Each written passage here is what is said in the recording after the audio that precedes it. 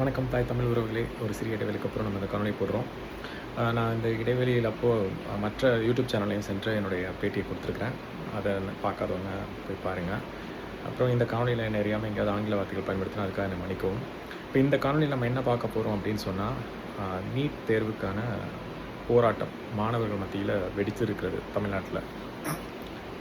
எங்கே பார்த்தாலும் தமிழ்நாட்டில் மட்டும் இல்லை, இந்தியா முழுவதுமே அந்த நீட் வினாத்தாள் வந்து அதாவது கசிந்து விட்டது அப்படின்னு சொல்லி பெரிய சர்ச்சைக்குள்ளானுச்சு. குறிப்பாக உத்தரகண்ட், ராஜஸ்தான் இது போன்ற மாநிலங்கள் இருக்கக்கூடிய கோச்சிங் சென்டர்ஸ், அதாவது நீட்டுக்கு பயிற்சி மையம், அந்த பயிற்சி மையங்களில் இருக்கக்கூடியவங்களுக்கு இந்த வினாத்தாள் வந்து விலைக்கு விற்கப்பட்டது அப்படின்னு ஒரு குற்றச்சாட்டு வந்தது. முதல்ல நம்ம இந்த விஷயத்தை ஆரம்பத்துலேருந்தே பார்க்கணும். அப்போ தான் வந்து இதனுடைய விஷயங்கள் எல்லாமே புரிய வரும். முதல்ல வந்து இந்த நீட் அப்படின்ற தேர்வு எப்போ வந்தது அப்படின்னா 2013 வந்தது. இதை வந்து மத்திய அரசு கொண்டு வந்தது. அப்போ வந்து பார்த்திங்கன்னா உச்சநீதிமன்றமும் இதுக்கு வந்து இது வந்து சிறந்தது அப்படின்னு உச்சநீதிமன்றம் சொல்லியிருந்தது. என்ன காரணம் அவங்க சொன்னாங்கன்னா, ஒவ்வொரு மாநிலங்கள்லேயும் இந்த மருத்துவ படிப்புக்கான நுழைவுத் தேர்வு தனித்தனியாக நடத்தப்பட்டது. அதில் சில முறைகேடுகள் இருந்ததுன்னு இவங்க சொல்கிறாங்க. இந்த உச்சநீதிமன்றம்னு சொல்லுது. மத்திய அரசும் அப்போ வந்து அதை ஒரு குற்றம் சாட்டினாங்க. அதாவது ஒவ்வொரு இடங்களையும் ஒவ்வொரு மாதிரி தேர்வு நடக்குது, இதில் வந்து நிறையா ஊழல் லஞ்சம்லாம் நடக்குது, அந்த ஊழல் லஞ்சத்தின் மூலமாக பணத்தை பெற்றுக்கொண்டு மாணவர்களுக்கு சில மருத்துவ சீட்டுகள் கொடுக்கப்பட்டன, அது வந்து அந்த ஊழல் வந்து ரொம்ப அதிகமாக இருந்தது அப்படிலாம் சொன்னாங்க. அப்புறம் தேர்வு நடத்துறதுலேயும் சில முறைகேடுகள் நடக்குது, அதனால் வந்து ஏழை மாணவர்கள்லாம் படிக்க முடியாத ஒரு சூழல் வருது அப்படின்னு சொன்னாங்க. அப்படி சொல்லி இந்தியா முழுவதும் ஒரே தேர்வு நடத்துவோம், அப்போ தான் வந்து அதாவது இந்த தேர்வில் நடக்கக்கூடிய முறைகேடுகள்லாம் களையப்பட்டு ஒரே மாதிரி ஒரு சீராக எல்லா மாணவர்களுக்கும் ஒரே மாதிரியான தேர்வு, ஒரே நாடு ஒரே மருத்துவ தேர்வு அப்படின்ற ஒரு திட்டம் மாதிரி இந்த மத்திய அரசு கொண்டு வந்தது. அதுக்கு வந்து உச்சநீதிமன்றமும் நல்ல விஷயமாச்சே செய்யலாமே அப்படின்ற மாதிரி சொல்லிட்டாங்க. சொல்லும்போது என்ன சொன்னாங்கன்னா, இந்த மாதிரி இந்த தேர்வை வந்து எல்லாருக்கும் சமமாக சீராக எல்லாருக்கும் இருக்கும் அப்படின்னு சொன்னாங்க. ஆனால் இங்கே ஒரு விஷயத்தை அவங்க மறந்துட்டாங்க. எல்லா மாநிலங்களையும் இருக்கக்கூடிய அந்த கல்வி ஒரே மாதிரி கிடையாது. ஒவ்வொரு மாநிலங்களையும் கல்வி வேறு மாதிரி தான் இருக்குது. இப்போ அதனால தான் அந்த புதிய கல்விக் கொள்கைன்றதை எல்லா மாநிலத்திலையும் கொண்டாந்து திணிக்கிறதுக்கு பார்க்குறாங்க. ஆனால் இந்த நீட்டுன்றது இப்போ தான் வருதா அப்படின்னா அது 2013 வந்துருச்சு. இன்னும் புதிய கல்விக் கொள்கை வந்து எல்லா மாநிலங்களையும் வரல. அப்போது கல்வின்றது சீராக இல்லை, ஒவ்வொரு மாநிலத்திலையும் ஒவ்வொரு மாதிரி இருக்குது. ஆனால் தேர்வு மட்டும் சீராக இருக்கணும் அப்படின்னு சொல்லி உச்சநீதிமன்றம் இதை ஆதரித்தது வந்து ஒரு அதிர்ச்சிக்குள்ளாத ஒரு விஷயம்தான். இதே மாதிரி மத்திய அரசு இதுக்கு வந்து அதாவது மத்திய அரசு தான் இந்த வழக்கு எடுத்துகிட்டு போய் அங்கே வந்து வெற்றியும் பெற்று அவங்க வந்து இதை அதாவது இந்தியா முழுவதும் வந்து அமல்படுத்துகிறாங்க. நேஷ்னல் டெஸ்டிங் ஏஜென்சி அவங்க மூலமாக அமல்படுத்துகிறாங்க. ஆரம்ப காலகட்டத்தில் ப்ரோமெட்ரிக் அப்படின்ற ஒரு யூஎஸ் நிறுவனமும் இதுக்கு பின்னாடி இருந்திருக்கு. அதாவது குறிப்பாக பிஜி ரிலேட்டடான எக்ஸாம், நீட்லேயே வந்து யூஜி பிஜி இளநிலை முதுநிலைன்னு இருக்குல்லையே, அந்த இதில் வந்து முதுநிலைன்ற அந்த படிப்புக்கு வந்து அந்த படிப்புக்கான தேர்வுக்கு வந்து அவங்க நடத்தியிருக்காங்க. அப்புறம் 2017 அதுலேருந்து விலகிட்டாங்க. ஆனால் அதுக்கப்புறம் பார்த்திங்கன்னா இது முழுக்க நேஷ்னல் டெஸ்டிங் ஏஜென்சின்னு சொல்லக்கூடிய அவங்க தான் வந்து இதை நடத்திக்கிட்டு இருக்கிறாங்க.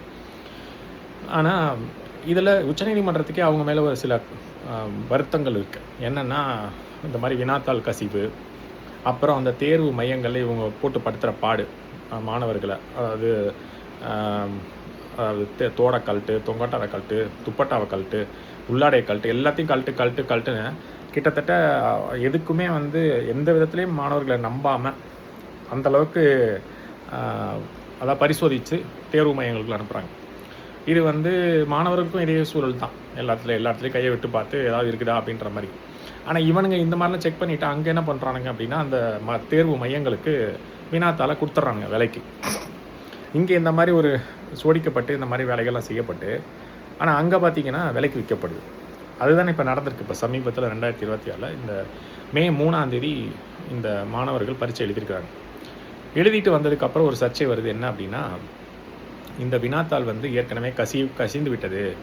உத்தரகாண்ட், ராஜஸ்தான் போன்ற அங்கே இருக்கக்கூடிய சில நீட் தேர்வு மையங்களுக்கு வந்து கசிந்து விட்டது. அதுவும் டெலகிராமில் அந்த செயலியை பயன்படுத்தி சில பேர் தவறு செய்திருக்கிறார்கள் அப்படின்ற மாதிரி சொல்லப்பட்டது, ஒரு குற்றச்சாட்டு வந்தது. அதுக்கப்புறம் அதை சிபிஐ எல்லாம் எடுத்து அதை விசாரித்து எல்லாம் கண்டுபிடிச்சி பார்த்தா குற்றம் வந்து கிட்டத்தட்ட நிரூபிக்கப்பட்ட மாதிரி தான் இருக்குது. அதனால் என்ன பண்ணியிருக்கிறாங்கன்னா, இந்த தேர்வை நாங்கள் ரத்து பண்ணுறோம் அப்படின்னு அந்த நேஷ்னல் டெஸ்டிங் ஏஜென்சி சொல்லிடுச்சு. நம்ம எல்லா பக்கமும் சர்ச்சை வந்தது, போராட்டங்கள் வந்தது. அதை பார்த்தோன்னா அந்த நேஷ்னல் டெஸ்டிங் ஏஜென்சின்றவங்க வந்து அதை ரத்து பண்ணிட்டாங்க. மத்திய அரசு அதை ரத்து பண்ண வச்சிருச்சு. இப்போ இதில் பாதிக்கப்பட்டது யார் அப்படின்னா மாணவர்கள் தான். அவங்க ஏற்கனவே இந்த தேர்வு மேலே அவங்களுக்கு வந்து நிறைய மாணவர்களுக்கு பயம் இருக்கிறது. நிறையா மாணவர்கள் தற்கொலைகள் செய்து கொண்டிருக்கிறார்கள். தமிழ்நாட்டிலே எடுத்துக்கிட்டோம்னா நம்ம வந்து ஆரம்ப காலத்தில் அனிதா அப்படின்ற ஒரு மாணவி வந்து தற்கொலை செய்து கொண்டார்கள். அதுக்கப்புறம் பார்த்திங்கன்னா நிறைய பேர், பிரதீபான ஒருத்தவங்க, அதுக்கப்புறம் அப்படி வரிசையாக இறந்து கொண்டே வந்திருக்காங்க. ஆனால் இப்போது இந்த தேர்வு ரத்தாகி மறுதேர்வு அப்படின்னு சொல்லியிருக்கிறாங்க இல்லையா, இதில் மாணவர்கள் மேலே எந்த குற்றமும் இல்லை. ஏன்னா இந்த வினாத்தாளை வெளியிட்டது வந்து ஒரு வேதியியல் வாத்தியார் அப்படின்னு சொல்கிறாங்க. அவர் வந்து அவருக்கு அந்த வினாத்தாள் அவர் தயாரிச்சிருப்பாரோ நம்ம தெரில, அவருக்கு அதை பற்றி தெரிஞ்சிருக்கு. அவர்கிட்ட ஒரு 10 லட்சமோ 20 லட்சத்தையோ கொடுத்து அந்த மாதிரி காசை கொடுத்து அவர்கிட்டேருந்து இந்த வினாத்தாளை அந்த பயிற்சி மையங்கள் வாங்கியிருக்கு. இப்போ இதுக்கு பின்னாடி இருக்கக்கூடிய அரசியல் என்ன அப்படின்னா, இந்த தேர்வை வச்சு அந்த பயிற்சி மையங்கள் இருக்கு இல்லையா, நீட் பயிற்சி மையங்கள், அவங்க பெரிய அளவுக்கு காசு பார்க்குறாங்க. இதுக்கு பின்னாடி கார்ப்பரேட் நிறுவனங்கள் இருக்குது. அந்த கார்ப்பரேட் நிறுவனங்கள் இதை வந்து ஒரு தொழிலாக பார்க்குறாங்க. கல்வியை வந்து ஒரு தொழிலாக பார்க்குறாங்க. குறிப்பாக இந்த தேர்வை நடத்துவதை, இந்த தேர்வுக்கு வந்து பயிற்சி கொடுப்பது, தேர்வு நடத்துறது வந்து நேஷ்னல் டெஸ்டிங் ஏஜென்சி. ஆனால் அந்த தேர்வு கடினமாக இருந்தால் தானே பயிற்சி மையத்துக்கு வருவாங்க. எளிதாக இருந்தால் யாராவது பயிற்சி மையத்துக்கு வருவாங்களா? அப்போ தேர்வை கடினமாக்க வேண்டியது. தேர்வை கடினமாக்கி விட்டால் இவங்க எல்லாரும் பயப்படுவாங்க. அந்த தேர்வை அதை வந்து அந்த தேர்வை கிளியர் பண்ணவே முடியாத மாதிரி ஒரு கஷ்டமாக இருந்தது, அதை வந்து தேர்ச்சி படுறதே கஷ்டமாக இருக்குது அப்படின்னா அப்போ தான் மாணவர்கள் பயிற்சி மையத்துக்கே வருவான். இப்போது மருத்துவம் படிக்கிறதுக்கான தேர்வு தான் மருத்துவம் படிப்பதற்கான நுழைவுத் தேர்வு தான் இந்த நீட் எக்ஸாம். இந்த நீட் எக்ஸாமில் இளநிலைக்கும் இருக்குது, முதுநிலைக்கும் இருக்குது. அதில் வந்து இப்போ இந்த 12ஆம் வகுப்பு படித்த ஒரு மாணவர் மருத்துவம் படிக்கணும் அப்படின்னு சொன்னால் நீட் யூஜி அப்படின்னு சொல்கிற இந்த நீட் இளநிலை அந்த மருத்துவ படிப்புக்கான தேர்வு எழுதணும். அந்த தேர்வு வந்து நேஷ்னல் டெஸ்டிங் ஏஜென்சி நடத்துது, மத்திய அரசு சார்பில். இப்போது அந்த தேர்வு மையங்களுக்கு போகிற மாணவர்களுக்கு தான் இந்த பிரச்சனைகள்லாம் நடக்குது. தேர்வு மையத்திலே வந்து இந்த மாதிரிலாம் பரிசோதிக்கிறாங்க, ரொம்ப கொடூரமாக மோசமாக பரிசோதிக்கிறாங்க. அது வந்து மாணவர்களுக்கு கிட்டத்தட்ட ஒரு வருத்தத்தை ஏற்படுத்துது. ஏன்னா அவங்க வந்து இந்தளவுக்கு நம்மளை நம்பாமல் நம்மளை பரிசோதிக்கிறாங்களே அப்படின்ற ஒரு விஷயம். சில பேர் தப்பானவர்கள் இருக்கலாம், எல்லா இடங்களையும் குற்றம் செய்யக்கூடிய சில நபர்கள் இருக்கலாம். அதுக்காக அத்தனை பேரையும் போட்டு இந்த மாதிரி பாடப்படுத்துறது வந்து தவறான ஒரு செயல் அப்படின்னு மாணவர்கள் பக்கம் வந்து பார்க்கப்படுது. அதுக்கு அடுத்தபடியாக இன்னொரு முக்கியமான விஷயம் என்னென்னா, இது போன்ற வினாத்தாள்கள் கசிவு. இதுக்கு அந்த மாணவர்கள் மேலே எந்த தப்பும் இல்லையே. அவங்க பாட்டு படித்தாங்க, ஒரு தேதி அறிவிக்கப்பட்டது, வந்தாங்க. நீங்கள் இந்தளவுக்கு பரிசோதித்து ரொம்ப மோசமான நிலையில் பரிசோதிச்சுட்டு உள்ளே அனுப்புகிறீங்க. அதையும் தாங்கி கொண்டு அவர்கள் வந்து பரீட்சை எழுதுகிறாங்க. பரீட்சை எழுதினதுக்கப்புறம் வந்து கொஞ்ச நாள் கழித்து, இல்லைங்க வினாத்தாள் ஏற்கனவே வெளியிட்டு அதாவது கசிந்து விட்டது, அதனால் நாங்கள் தேர்வை ரத்து பண்ணுறோம் அப்படின்னா அந்த மாணவர்கள் இந்த தேர்வுக்காக எவ்வளோ சிரமப்பட்டிருப்பான். எத்தனையோ பேர் நீங்கள் போட்டிருக்க தேர்வு மையங்கள்லாம் பார்த்தா ஒரு ஆளுக்கு அபுதாபின்னு போட்டிருக்கீங்க. இந்த நாக்பூரில் இருக்கக்கூடிய ஒரு மாணவருக்கு தேர்வு மையத்தை அபுதாபியில் போட்டிருக்கீங்க. கேட்டால் அதுக்கு என்ன விளக்கம் கொடுக்குறாங்கன்னா, மாணவரே அந்த அபுதாபி மையத்தை தேர்ந்தெடுத்தாருன்னு சொல்கிறாங்க. ஆனால் மாணவர் என்ன சொல்கிறாங்கன்னா, நான் அப்படி தேர்ந்தெடுக்கல அப்படின்னு அவங்க சைடு அந்த விளக்கம் வருது. ஆனால் இதில் யார் பக்கம் உண்மை இருக்குன்னு தெரில. ஆனால் அந்த மாணவருக்கு அபுதாபியில் வந்து தேர்வு மையம் போட்டிருக்காங்க பரீட்சை எழுதுறதுக்கு. நாக்பூர்லேருந்து அவர் அபுதாபிக்கு போகணும். இதில் இன்னும் சில பேர் என்ன குற்றச்சாட்டு வைக்கிறாங்கன்னா, அந்த அட்மிட் கார்டுன்னு ஒன்று வரும் இல்லையா, அந்த பரீட்சை எழுதுறதுக்கான நுழைவு சீட்டுன்னு, அது வந்து சில பேருக்கு பதிவிறக்கம் செய்ய முடியல, டவுன்லோட் பண்ண முடியல அப்படின்னு சொல்லி குற்றச்சாட்டு. நாளைக்கு தேர்வை வச்சுக்கிட்டு, அதாவது இப்போ இன்றைக்கி இந்த காணொலி போடுறேன்னா, இப்போ இன்றைக்கி 21, இன்றைக்கி தான் வந்து மறுதேர்வு வைக்கிறாங்க. 3ஆம் தேதி மே 3, 2026 நடந்த பரீட்சை ரத்து பண்ணப்பட்டு இன்றைக்கி அந்த தேர்வு நடக்க போகுது. இன்னும் சில பேருக்கு அந்த நுழைவு சீட்டு வந்து பதிவிறக்கம் செய்ய முடியலன்னு சொல்கிறாங்க. இது ஒரு பக்கம் இருக்க, ஏற்கனவே அந்த தேர்வில் நம்ம தேர்ச்சி பெறுவோமா மாட்டோமான்ற பயத்திலே சில மாணவர்கள் வந்து ரொம்ப மன அழுத்தத்தில் இருந்தாங்க. இந்த தேர்வில் இப்படி வினாத்தாள் கசிந்து விட்டது, நாங்கள் ரத்து பண்ணுறோம், திரும்ப தேர்வு வைக்கிறோன்னு சொன்னோன்னே மன அழுத்தத்துக்கு உள்ளாகி 3 தமிழ்நாட்டு மாணவர்கள் வந்து தற்கொலை பண்ணி செத்து போயிருக்காங்க. அதில் வந்து குறிப்பாக கோயம்புத்தூரில் கோயம்புத்தூரில் ஒரு நபர், ஒரு ஒரு மாணவர், அதுக்கப்புறம் வந்து சேலம்லேருந்து ஒருத்தவங்க, வேலூர்லேருந்து ஒருத்தவங்க, இது மாதிரி 3 மாணவிகள் வந்து இறந்து போயிருக்காங்க. இது வந்து உண்மையிலே இது வந்து தமிழ்நாட்டில் மட்டும் நம்ம சொல்கிறோம். தமிழ்நாட்டில் மட்டும் இது வரைக்கும் இப்போ அனிதாவில் ஆரம்பித்து இப்போ வரைக்கும் எத்தனை பேர் செத்து போயிருக்காங்க அப்படின்னு பார்த்தா 20 பேர். இந்த தேர்வை பார்த்து பயந்து போய் செத்து போனவங்க, தேர்வில் தேர்ச்சி பெற மாட்டோமோ, அதாவது தேர்வு வர்றதுக்கு முன்னாடியே, எழுதுறதுக்கு முன்னாடியே பயந்து போய் செத்து போனவங்க, தற்கொலை பண்ணி செத்து போனவங்க இருக்காங்க. தேர்வை பார்த்தே பயந்து தற்கொலை பண்ணி செத்து போனவங்க இருக்காங்க. அதுக்கப்புறம் தேர்வை எழுதிட்டு தேர்வோட முடிவு வரும் இல்லையா, முடிவு வந்ததுக்கப்புறம் ஐயோ நம்ம தேர்வில் வந்து தேர்ச்சி பெறலையே அப்படின்றதுனால நமக்கு மருத்துவ சீட்டு கிடைக்காம போயிடுச்சு அப்படின்ற மன அழுத்தத்துலேயும் வருத்தத்துலேயும் இறந்து தற்கொலை பண்ணிட்டு செத்து போனவங்க இருக்காங்க. இதுபோக அந்த தேர்வுக்கு பயிற்சி மையங்களுக்கு, அதாவது ஒரு பயிற்சி மையத்தில் போய் அந்த தேர்வை அதுக்காக அந்த பயிற்சி எடுத்துக்கணும் அப்படின்னு சொன்னால், அந்த தேர்வுக்கான பயிற்சி எடுக்கணும்னா லட்சக்கணக்கான ரூபாய் செலவு பண்ண வேண்டியதாக இருக்குது. சில பேர் சொல்கிறாங்க 20,000 இருக்குது, 30,000 இருக்குன்னு. ஆனால் பெரும்பான்மையாக நல்ல தரமான கோச்சிங் சென்டர் அப்படின்னு சொல்லி போனோம்னா 1 லட்சம், 2 லட்சம்ன்றான், 10 லட்சம், 20 லட்சம் வரைக்கும் போகுது. அவ்வளோ ரூபா கொடுத்து இந்த ஏழை மாணவர்களால் படிக்க முடியுமா? முடியாது. அந்த பணத்தை பார்க்கும்போதே அவங்களுக்கு மலைச்சு போயிடுறாங்க. அதிலே நிறைய பேர் அதெல்லாம் எட்டாக்கனியாக மாறிடுச்சு, மருத்துவம்லாம் நம்ம படிக்க முடியாது, நம்ம ஒரு சாதாரண குடும்பத்தில் பிறந்திருக்கிறோம், நம்ம எப்படி மருத்துவத்தை படிக்கிறது, எங்கே பார்த்தாலும் லட்சக்கணக்கான பணம் கொடுக்கணும், அப்படி கொடுத்தா தான் படிக்கவே முடியும், அந்த மாதிரி பணக்காரங்க மட்டும் படிக்கக்கூடிய ஒரு படிப்பாக மருத்துவத்தை மாற்றிக்கிட்டு வராங்களோ அப்படின்ற அந்த அச்சத்திலே, அந்த பணத்தை கொடுக்க முடியலன்ற அந்த இவ்வளோ பெரிய தொகையை நம்மளால் கொடுக்க முடியலன்ற அச்சத்திலே சில பேர் தற்கொலை பண்ணி செத்துருக்குறாங்க. இப்போது அந்த பணத்தை பார்த்து கொடுக்க முடியாமல், இதை கட்ட முடியாமல், அதை வருத்தத்திலே அந்த படிப்பை தொடர முடியாமல் தற்கொலை பண்ணி செத்தவங்க உண்டு. தேர்வை பார்த்து இந்த தேர்வு இவ்வளோ கஷ்டமாக இருக்கே, கடினமாக இருக்கேன்னு பார்த்து அதனால் பயந்து போய் தற்கொலை பண்ணவங்க உண்டு. தேர்வில் முடிவில் வந்து இந்த மாதிரி தேர்ச்சி பெறலைன்றதுக்காக சும்மாவே இந்த 10ஆம் வகுப்பு 12ஆம் வகுப்பு முடிவு வந்தோடனே சில மாணவர்கள் இந்த மாதிரி தவறான முடிவுக்கு போகிறாங்க. அதுலேயும் இந்த நீட் தேர்வுக்கு ரொம்ப அதிகமான பேர் போகிறாங்க. இப்போ இந்த முறை தற்கொலை எப்படி நடந்திருக்குன்னா, நம்ம கஷ்டப்பட்டு படித்தோம், போய் தேர்வு எழுதிட்டு வந்திருக்கிறோம், தேர்வு வினாத்தால் யாரோ ஒருத்தர் வெளியிட்டிருக்கான், அப்போ நம்மலாம் தேர்ச்சி பெற முடியாதோ, எவனோ ஒருத்தர் எங்கேயோ காசை கொடுத்து வாங்கி அவன் பயிற்சி மையில் இருக்கவங்கள பூரா சென்டம் அடிக்க வச்சோ, இல்லை நல்ல மார்க் எடுக்க வச்சு அவங்க போகிற சீட்டை பூரா எடுத்துகிட்டு போயிடுவாங்க, நமக்கு சீட்டு கிடைக்காதோ, இல்லை வந்து இந்த மறுதேர்வு வருது திரும்ப நான் உட்காந்து படிக்கணுமோ அப்படின்ற அச்சத்தில் அவங்க வந்து தற்கொலை பண்ணியிருக்காங்க. இது வந்து இந்த தடவை நடந்ததில் மிக மிக புதுசாக இருக்குது. அதுவும் இல்லாமல் ரொம்ப மோசமான ஒரு சம்பவமாக தான் இது பார்க்கப்படுது. ஏன்னா அந்த மாணவர்கள் அநியாயமாக இருக்கும். இந்த நீட்டுனால உயிரிழந்த அத்தனை உயிர்களுமே பார்த்திங்கன்னா அநியாயமாக போனது தான். காரணம் வந்து இதுக்கு முன்னாடி இருந்த முறையில் இப்படியா நடந்தது, இத்தனை பேரை தற்கொலை பண்ணிட்டு செத்து போனாங்க. இந்த நீட்டுன்னு ஒன்று கொண்டு வந்து இந்தியா முழுவதும் குறைந்தபட்சம் 93 பேர் செத்து போயிருக்கிறாங்க. இந்த மத்திய அரசாங்கம் இந்த 93 பேர் உயிரிழந்ததுக்கு என்ன பதில் சொல்ல போகுது? இந்த உயிர்களை திருப்பி கொடுக்க முடியுமா அவங்க குடும்பத்தினருக்கு? இந்த 93 பேர்னா 93 பேரோட குடும்பத்தினர் இருப்பாங்கள்ல, அவங்க அத்தனை பேரும் பாதிக்கப்பட்டிருப்பாங்கள்ல, இவங்க அவங்களுக்கான பதில் என்ன சொல்ல போகிறாங்க? அந்த இழந்து போன அந்த நபர்கள், அந்த மாணவர்களுக்காக இவங்க என்ன அந்த உயிர்களை திருப்பி கொடுக்க முடியாது. அவங்களை இழந்து தவிக்கக்கூடிய அந்த குடும்பத்தினருக்கு இந்த அரசு என்ன சொல்ல போகுது?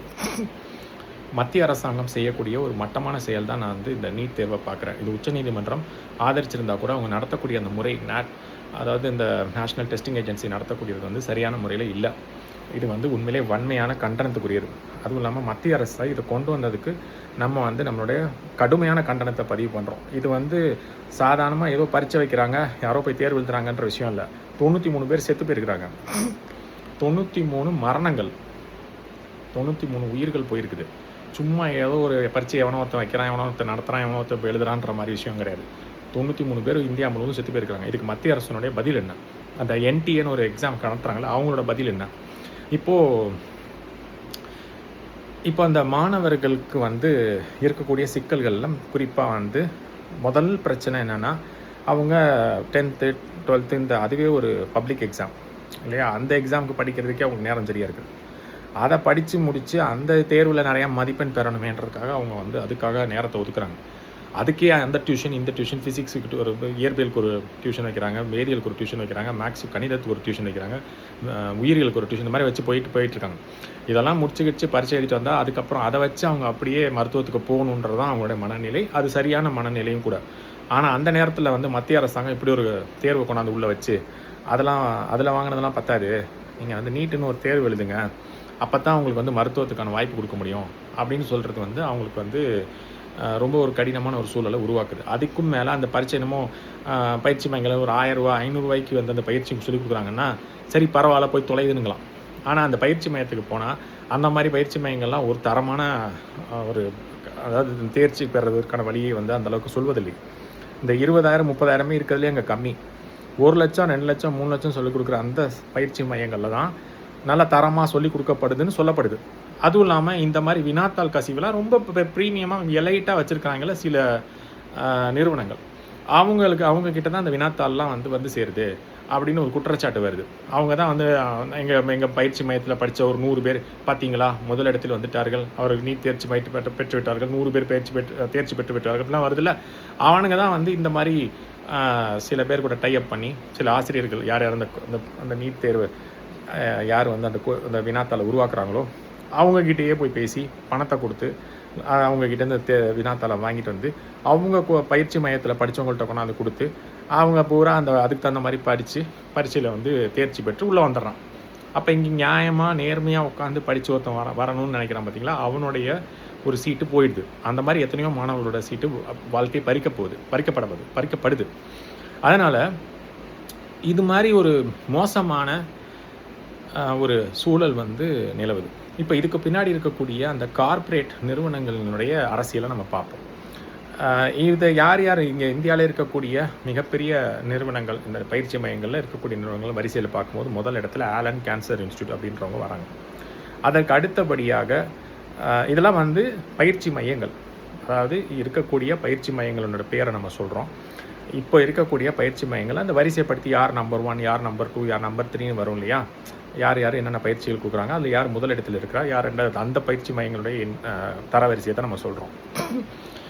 இப்போ இந்த நீட் பயிற்சி மையங்களை இந்தியாவிலே சிறந்து விளங்கக்கூடிய முதலிடத்தில் இருக்கக்கூடியதான் இந்த ஆலன் கேன்சர் இன்ஸ்டியூட் அப்படின்னு சொல்கிறாங்க. அது வந்து கோட்டா ராஜஸ்தானில் இருக்குது. அதற்கு அடுத்தபடியாக நிறையா சொல்கிறாங்க, ஃபிசிக்ஸ் வாலான்னு சொல்கிறாங்க, அது போக இந்த வேதாந்தூன்றாங்க. ஃபிசிக்ஸ் வாலான்றது தான் வந்து அதுக்கப்புறம் அது ஆகாஷ்னு ஒன்று சொல்கிறாங்க, அதை பைஜூஸ் வாங்கிருச்சுன்னு சொல்கிறாங்க. அதனால் பைஜூஸ் தான் இப்போ 2வது இடத்துல இருக்குன்றாங்க. 3வது இடத்துல இந்த ஃபிசிக்ஸ் வாலான்றாங்க. இன்னும் நிறையா இது மாதிரி வந்துகிட்டே இருக்குது பயிற்சி மையங்கள்.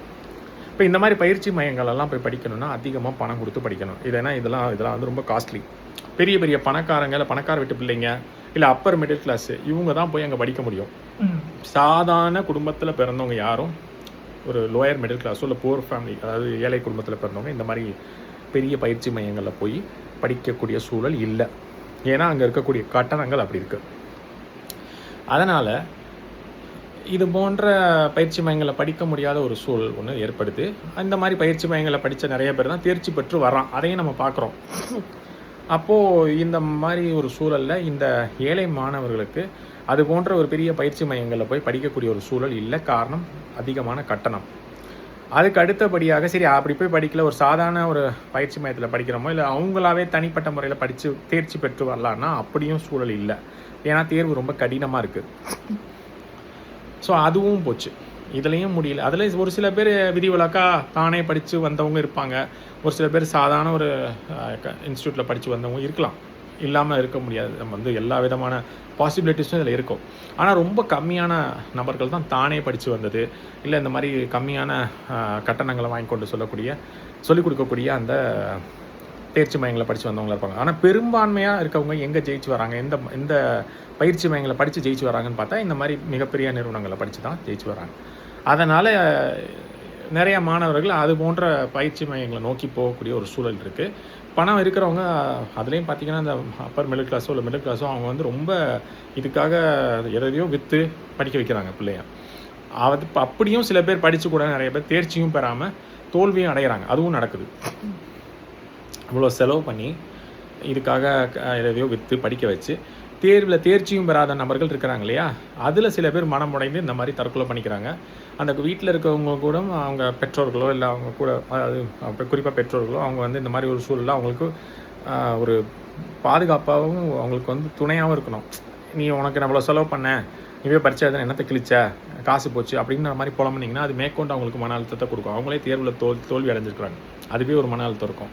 அதுக்கு மேலே நீங்கள் பணம் கட்டினேன், அது போச்சு, வீணாக போச்சு, இதுவாக போச்சு, அதுவாக போச்சுன்னு போய் அவங்களுக்கு வந்து புலம்பிகிட்டு இருந்தீங்கன்னாவோ இல்லை அவங்கள வந்து திட்டினீங்கன்னாவோ மேற்கொண்டு அவங்க மனசு இன்னும் உடஞ்சி போய் இது போன்ற தவறான முடிவுகளுக்கு போகிறாங்க. அதை வந்து பெற்றோர்கள் செய்யக்கூடாது அப்படின்னு நம்ம சொல்கிறோம். நீங்கள் படிக்க வைக்கணும்னு நினச்சி போகிறீங்க, செலவு பண்ணுறீங்க, சரி. அவங்களால தேர்ச்சி பெற முடியலன்னா அதுக்காக போய் இந்த மாதிரி மேற்கொண்டு ஏற்கனவே நொந்து போனவங்க மேலே இன்னும் கொஞ்சம் குத்துற மாதிரி நீங்கள் பண்ணக்கூடாது. அப்படி பண்ணுறனால தான் சில மாணவர்கள் அப்படி பெற்றோர்கள் திட்டி விடுவார்களோ இல்லை கடிந்து கொள்வார்களோன்றதுக்கு பயத்திலே சில பேர் பண்ணிக்கிறான். நம்ம வந்து தேர்வில் வந்து தேர்ச்சி பெறலையே, நம்ம வீட்டில் அப்பா அம்மாவுக்கு வந்து நம்ம டாக்டர் ஆகும்னு நினச்சிட்டு இருப்பாங்க, ஆனால் நம்ம தேர்வில் தேர்ச்சி பெறல அப்படின்னு ஒரு சாரர். இன்னொரு சாரர் என்னென்னா, நம்ம வந்து இவ்வளோ செலவு பண்ணி இருக்கிறதெல்லாம் விற்று இந்த முறை எப்படியாவது தேர்ச்சி பெற்று உள்ளே போயிடுவாங்கன்னு நினச்சிட்டு இருப்பாங்க. ஆனால் அந்த தடவை தோல்வி அடைஞ்சிருப்பாங்க. இதுக்கப்புறம் செலவு பண்ணுறதுக்கு அவங்கள்ட்ட காசு இருக்காது. அவங்க பெரிய நம்பிக்கையோடு இருப்பாங்க. இந்த மாதிரி ஒரு சூழலில் நம்ம தோல்வி அடைஞ்சிட்டோமேன்ற அந்த மன விரக்தியில் சில பேர் பண்ணிக்கிறாங்க தற்கொலை.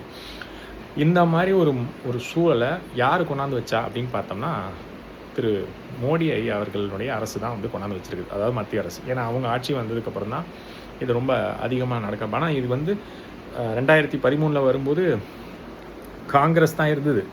ஆனால் அதுக்கப்புறம் இவங்க அதை நீக்கியிருக்கலாம்ல, வேணாம் இந்த தேர்வு அப்படின்னு சொல்லி. இல்லையே, இவங்க அதை தொடர்ச்சி பண்ணிக்கிட்டு இருக்காங்க, தொடர்ச்சியாக நடத்தி கொண்டிருக்கிறார்கள். அதற்கு வந்து உச்சநீதிமன்றமும் அது மாதிரி ஒரு சாதகமான ஒரு தீர்ப்பை வழங்கியிருக்கிறது. ஆனால் அதுக்கப்புறம் அவர்களே வந்து அந்த NTA அந்த நேஷனல் டெஸ்டிங் ஏஜென்சி நடத்தக்கூடிய அந்த விதத்தை அவர்களே கடிந்து கொண்டார்கள். இந்த மாதிரி நீங்கள் இப்படி செய்கிறதெல்லாம் சரியில்லை, இன்னும் வினாத்தாள் கசியுது. இப்போ கூட அந்த CBI என்கொயரி வந்ததெல்லாம் அந்த வினாத்தாள் கசிஞ்சதுனால தான். இப்போ இதிலேருந்து என்ன தெரிய வருதுன்னா, இது ஒரு கண் துடைப்பு. இந்த தேர்வு வந்து ஒரு சரியாக சமமாக நடக்கவில்லை. வடக்கே இருக்கக்கூடிய மாணவர்களுக்கு, குறிப்பாக இது போன்ற பெரிய பெரிய இந்த நிறுவனங்கள் தான் அதை வாங்கிச்சுன்னு நம்ம சொல்ல வரல. ஒரு உதாரணத்துக்கு சொல்கிறோம். இது மாதிரி சில நிறுவனங்கள் இருக்குல்ல, இந்த நிறுவனங்கள் தான் வாங்கினான்னு நம்ம சொல்லவே இல்லை. ஆனால் சில நிறுவனங்கள், வடக்கே இருக்கக்கூடிய சில நிறுவனங்கள் இது போன்ற அந்த வினாத்தாளை யார் உருவாக்குகிறார்களோ அவர்களிடமே சில பணத்தை கொடுத்து வினாத்தாளை பெற்றுக்கொண்டு அவங்க பயிற்சி மையத்துக்கு கொடுத்து அங்கே படிக்கக்கூடிய மாணவர்களுக்கு கொடுத்து அவங்கள தேர்ச்சி பெற வைக்கிறாங்க. அப்புறம் வெளியில் வந்து பார்த்திங்கன்னா, நாங்கள் 100 பேர் தேர்ச்சி பெற்றாங்க, 200 பேர் தேர்ச்சி பெற்றாங்க, அது ஒரு விளம்பரம் ஒன்று பண்ணிப்பாங்க. ஆனால் இப்போ நம்ம சொன்ன குறிப்பிட்ட நிறுவனங்கள் தான் பண்ணிச்சுன்னு நான் சொல்லவே இல்லை. ஆனால் இது மாதிரி நடந்து கொண்டிருக்குது அப்படின்றது ஒரு குற்றச்சாட்டாக வைக்கப்படுது. அதுதான் வந்து இப்போது எல்லா ஊடகங்களையும் நம்ம பார்க்கக்கூடிய செய்தியாக இருக்குது. ஆனால் நம்ம என்ன சொல்கிறோன்னா, இப்போ நம்மளுடைய கருத்துக்கு வரும். இப்போ நீட் வந்து இந்த மாதிரி ஒரு சூழல் இருக்குது. தமிழ்நாட்டில் மட்டும் 20 பேர் தற்கொலை பண்ணியிருக்கிறாங்க, இந்தியா முழுவதும் 93 பேர் தற்கொலை பண்ணியிருக்கிறாங்க. நமக்கு வந்து தரவுகள் அடிப்படையில் நம்ம சொல்கிறோம். இது குறைச்சி கூட இருக்கலாம், சில மரணங்களை வந்து மறைச்சிருக்கலாம், இல்லை பதிவு செய்யாமல் இருக்கலாம், நமக்கு தெரியாது. ஆனால் நமக்கு வந்த தகவலின்படி 93, தமிழ்நாட்டில் 20. குறிப்பாக இந்த 3ஆம் தேதி தேர்வு வச்சு அதை ரத்து பண்ணி இப்போ 21ஆம் தேதி தேர்வு வைக்கிறது, இந்த இடைப்பட்ட வேலையில் மட்டும் 3 பேர் தமிழ்நாட்டில் தற்கொலை பண்ணி செத்து போயிருக்காங்க. ஆக மொத்தம் இதை பார்த்தோன்னா, இந்த தேர்வுக்கு பின்னாடி இருக்கக்கூடிய ஒரு அரசியல் இருக்குது. என்ன அரசியல் அப்படின்னா, இப்போ இந்த தேர்வு வச்சு பார்த்திங்கன்னா, இந்த பெரிய பெரிய பயிற்சி மையங்கள் என்ன பண்ணுது அப்படின்னா, கோடிக்கணக்கான வருவாயை ஈட்டுது. ஒவ்வொரு நிறுவனமும் பார்த்திங்கன்னா 2000 கோடி 3000 கோடி அப்படி வரும். அதாவது குறிப்பாக இந்தியாவில் இருக்கக்கூடிய மிகப்பெரிய இடத்துல இருக்கக்கூடிய நிறுவனங்கள் கிட்டத்தட்ட ஒரு 5000-6000 கோடி அதில் சம்பாதிக்குது. ஒட்டுமொத்த நீட் பயிற்சி மையங்கள் வந்து ஒரு 10,000 கோடியிலேருந்து 20,000 கோடி வரைக்கும் சம்பாதிக்கிறது ஒவ்வொரு ஆண்டுக்கும் அப்படின்ற மாதிரி ஒரு தகவல் வருது. அப்போ இது வந்து ஒரு சாதாரண விஷயமாக பார்க்கப்படுது, இது ஒரு தொழிலாக பார்க்கப்படுது, அதுலேயும் நல்ல லாபம் ஈட்டக்கூடிய தொழிலாக பார்க்கப்படுது இந்த நீட் பயிற்சி மையம். அப்படி இருக்கும்போது அவங்க என்ன நினைப்பாங்க, இந்த தேர்வு இருக்கணும்னு தான் நினைப்பாங்க. அவங்க இந்த தேர்வுக்கு ஆதரவாக தான் செயல்படுவாங்க. அதுக்கு மத்திய அரசின் துணையையும் கேட்பாங்க. மத்திய அரசு ஏற்கனவே இவர்களுக்கு சாதகமாக தான் இருக்குது. அதுக்கு தோதாக உச்சநீதிமன்ற தீர்ப்பும் அவங்களுக்கு துணை போகுது. ஏற்கனவே இருக்கிற தீர்ப்பு, இந்த தீர்ப்பு வந்து மறுபடியும் மறுபரிசீலனை செய்யணுன்றதான் நம்ம கோரிக்கை வைக்கிறோம். காரணம், 93 பேர் செத்து போயிருக்கான். இப்போ உச்சநீதிமன்றமாக இருக்கட்டும், இல்லை இந்த பயிற்சி மையங்களாக இருக்கட்டும், இல்லை மத்திய அரசாக இருக்கட்டும், இதை திருப்பி கொடுக்க முடியுமா? அந்த 93 பேர் அவங்க குடும்பத்துக்கு, இந்த 93 பேர் இறந்து போயிட்டாங்க, நீட்டினால் தான் இறந்துருக்குறாங்க. அந்த உயிரை திருப்பி கொடுக்க முடியுமா? முடியாதுல்ல. அப்போது இதுக்கு பின்னாடி ஏதோ பிரச்சனை இருக்குன்றது தெரிய வருதுல்ல. அப்போ நீங்கள் வந்து பணத்தை பார்க்குறீங்க. கேட்டால் எல்லாருக்கும் ஒரே மாதிரி ஒரே நாடு ஒரே தேர்வு வைக்கிறோம், மருத்துவ தேர்வு வைக்கிறோன்றீங்க. ஆனால் அந்த தேர்வில் வினாத்தாள் கசியுது. நீங்கள் அந்த தேர்வை கூட ஒழுங்காக நடத்த முடியலையே உங்களால். ஒரு தேர்வுக்கான வினாத்தாள் ஏன் இப்படி கசியுது? அப்போ உங்கள் அந்த வினாத்தாள் தயாரிக்கக்கூடிய அந்த ஆசிரியர்களே துணை போகிறாங்க, விலை போயிருக்காங்க. விலை போனனால தானே இந்த வினாத்தாளுக்கு அதாவது காசை வாங்கிட்டு கொடுத்துருக்குறாங்க. அப்போது ஒரு தேர்வை ஒழுங்காக நடத்த முடியாது. அதுவும் இல்லாமல் இங்கே வந்து தொங்காட்டான கலட்டு, துப்பட்டாவை கலட்டு, உள்ளாடையை கலட்டுன்னு சொல்லிட்டு இருக்கிற நீங்கள் அங்கே வந்து ஆசிரியர் தேர்வு அதாவது இந்த வினாத்தாளை தயாரிக்கிறார் இல்லையா, அவர்கிட்ட நீ இதை கலட்டு அதை கலட்டு இங்கேருந்து எடுத்துகிட்டு போய் வெளியில் சொல்லிட்டு நான் என்ன பண்ணுறது, நீ தேர்வு இந்த வெளியில் அந்த வினாத்தாள் வந்து பயிற்சி அந்த வினாத்தாள் வந்து எந்த பயிற்சி மையங்களுக்கும் போகக்கூடாது. அப்போ அந்த வினாத்தாள் வந்து இந்த எல்லா மாணவர்களும் தேர்வு எழுதி முடிக்கிற வரைக்கும் அந்த ஆசிரியர்களை நீங்கள் இந்த மாதிரி கண்காணிக்கணும். நீ உன் உள்ளாடையை கழட்டு, உன் சட்டையை கழட்டு, உன் பேண்ட்டை கழட்டு, இது மாதிரி நீங்கள் அவங்கள போய் விசாரிங்க, இல்லை அவங்கள வந்து கண்காணிங்க. தயாரிக்கிறாங்களா தேர்வுக்கான வினாத்தாளை தயாரிக்கிறாங்க இல்லையா, அந்த ஆசிரியர்களை நீங்கள் கண்காணிங்க. அதை விட்டுட்டு இங்கே இருக்கிறவங்கள நீங்கள் வந்து தேர்வுக்கு போகிறதுக்கு முன்னாடி ஒவ்வொரு ஆளையும் கூப்பிட்டு எல்லாத்தையும் செக் பண்ணுறீங்க இல்லையா, இது போன்ற கண்காணிப்பு இதுவே வந்து ஒரு தவறான ஒரு கண்காணிப்பு முறை. இவ்வளோ மோசமாக பண்ணக்கூடாது. கண்காணிப்புன்னு இருக்க வேண்டியது தான், ஆனால் இவ்வளோ மோசமாக இருக்கக்கூடாது. இதை இங்கே செய்கிற நீங்கள் அந்த பயிற்சி மையங்களுக்கு இது மாதிரி வினாத்தாள் போகுதா, இல்லை அந்த தயாரித்த அந்த ஆசிரியர்கள் அவர்களை அந்த தேர்வு தயாரிக்கிறதுலேருந்து முடிக்கிற வரைக்கும் அந்த தேர்வு முடிகிற வரைக்கும் அவங்கள நீங்கள் பொழுதனைக்கு நீங்கள் கண்காணிக்கணும், வேறு வழி இல்லை. அங்கே அதை செய்யாமல் அங்கெல்லாம் அப்படி சுலபமாக விட்டுட்டு இங்கே வந்து மாணவர்கள்ட்ட வந்து இந்த மாதிரி கண்காணிக்கிறது என்ன ஒரு மட்டமான ஒரு செயல். நீங்கள் அங்கே தான் முதல்ல கவனம் செலுத்தணும். அங்கே கவனம் செலுத்தாதனால தான் ஒவ்வொரு தடவையும் இந்த மாதிரி பிரச்சனைகள் வருது. வினாத்தாள் கசிஞ்சிருச்சுன்றாங்க, அதுக்கப்புறம் மறுதேர்வுன்றீங்க. இதில் மாணவர்கள் என்ன தப்பு பண்ணாங்க, எதுக்கு அவன் மறுதேர்வு எழுதணும்?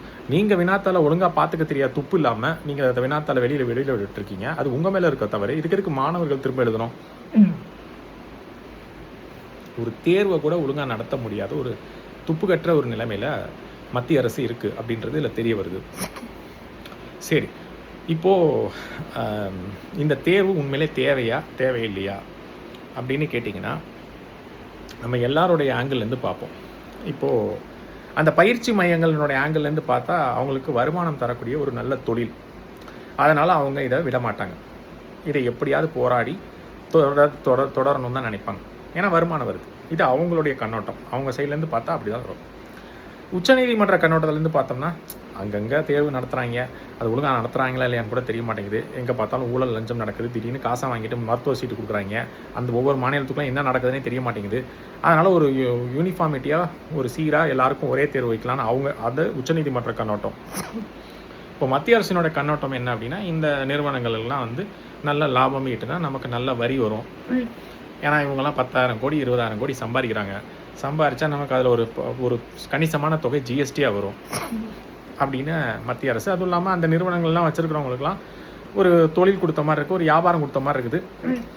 அப்புறம் இவங்களும் சொல்லிப்பாங்க, நாங்கள் சீராக ஒரு தேர்வை நடத்தணும் அப்படின்ட்டு. ஆனால் சீராலாம் நடத்துறதில்ல. சீராக நடத்துகிறோம்னு சொல்லிவிட்டு இந்த மாதிரி வினாத்தாளை கசிய விட்டுட்டு ஒரு குறிப்பிட்ட பகுதியை சேர்ந்த மக்கள்லாம் நிறைய மருத்துவ சீட்டை பெற்றுக் கொண்டிருக்கிறார்கள்.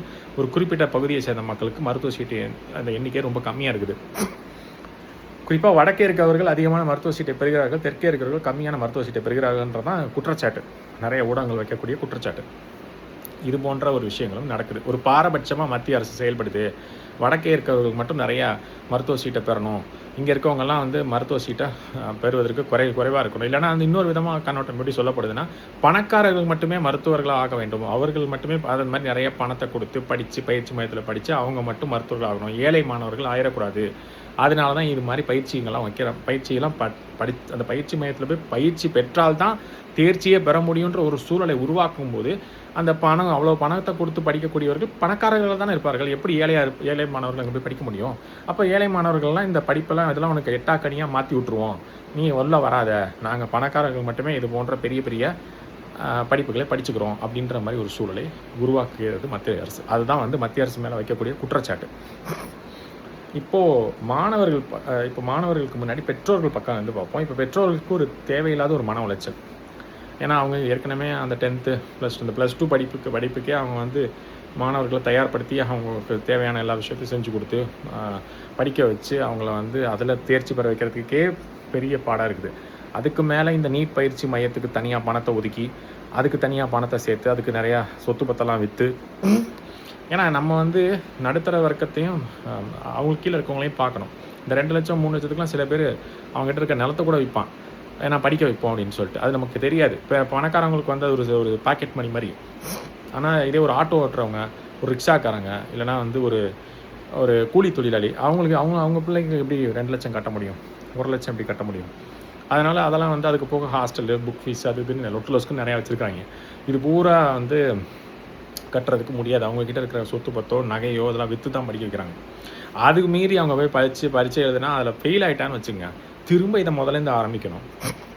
இதில் 1 வருஷம் வேறு போயிடும். அது வேறு இருக்குது.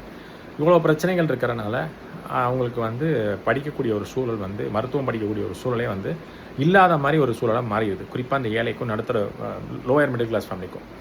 இதனால் பணக்காரங்க மட்டுமே படிக்கக்கூடிய ஒரு படிப்பாக மருத்துவ படிப்பு மாறிக்கொண்டிருக்கிறது. அதனால் பெற்றோர்களுக்கு மேலும் மன அழுத்தம் வருகிறது. அவர்கள் நிறைய பணத்தை செலவு பண்ண வேண்டிய ஒரு சூழல் வருது. அதுபோக அவங்க வந்து அந்த தான் வந்து மருத்துவர் ஆக முடியல, நம்ம பிள்ளை வந்து மருத்துவர் ஆகணும் அப்படின்னு நினச்சிக்கிட்டு அந்த கனவை அவங்க மேலே வச்சுருப்பாங்க. அதுக்காக நிறைய செலவு பண்ணியிருப்பாங்க, சொத்து பத்தெல்லாம் விற்றுருப்பாங்க, அவங்களும் நிறைய நேரங்களை செலவிட்டிருப்பாங்க. ஏற்கனவே 12ஆம் வகுப்பில் தேர்ச்சி பெறதுக்கே அவங்க மாணவர்களோடு சேர்ந்து அவங்களும் பாடுபட்டிருப்பாங்க. அதுக்கு மேலே இந்த நீட் தேர்வு பயிற்சி மையத்தை தூக்கி அபுதாபியில் போடுறாங்க, ராஜஸ்தானில் போடுறாங்க, கேரளாவில் போடுறாங்க. இப்போ தமிழ்நாட்டில் இருக்கிற மாணவர் அங்கே வரைக்கும் போகணும். ராஜஸ்தானில் பயிற்சி மையம் போட்டால் அங்கே வரைக்கும், அந்த ராஜஸ்தானில் தேர்ச்சி மையம் போட்டால் அங்கே வரைக்கும் போகணும். இப்போ இது வந்து இன்னொரு மன அழுத்தத்தை கொடுக்குது. ஏன்னா இங்கே இருக்க மாணவர்களுக்கு இங்கேயே போட வேண்டியதானே, எதுக்கு ராஜஸ்தானில் போய் தேர்ச்சி மையம் போடுறீங்க? அதாவது பரீட்சை எழுத வேண்டிய மையத்தையே அங்கே போடுறீங்கன்றோம்.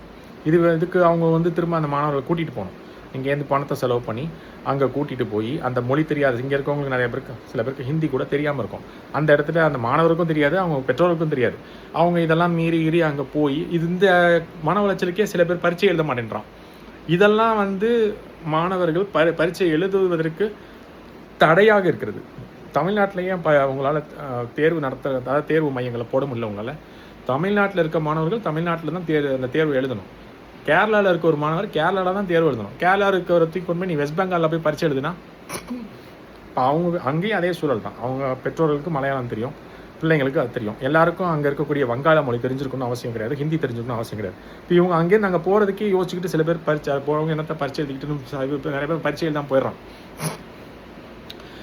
இந்த மாதிரி இப்போ தேர்வு மையங்களை கண்ட இடத்துலையும் போட வேண்டியது. இப்போ இந்த ஒரு நாக்பூர் மாணவருக்கு அபுதாபியில் போட்டிருக்கீங்க, அப்போ ஃப்ளைட் டிக்கெட்லாம் நீங்கள் கொடுப்பீங்களா? இல்லை அங்கே போய் தங்குற ஹோட்டல் செலவுக்கு பார்த்துக்குமா இந்த என்டிஏன்ற அந்த நேஷ்னல் டெஸ்டிங் ஏஜென்சி?